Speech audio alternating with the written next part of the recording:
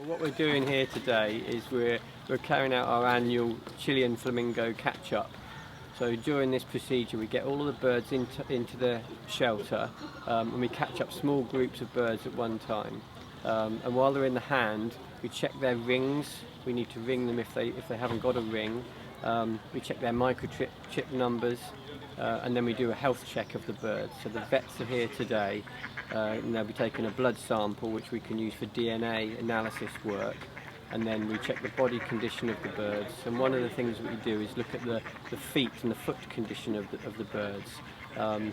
What we do here is we compare the birds from one year to the next, and to ensure that they've got nice healthy feet. Well, what we do is we take blood samples or feather samples from our young birds, so the birds we bred last year, and we can either send those off for DNA analysis to determine what sex those birds are.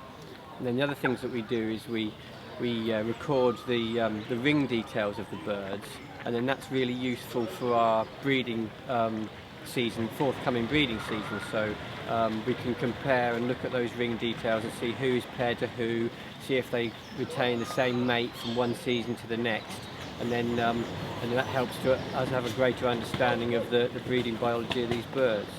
As much as we can possibly learn from the birds in captivity can of course be applied to the wild.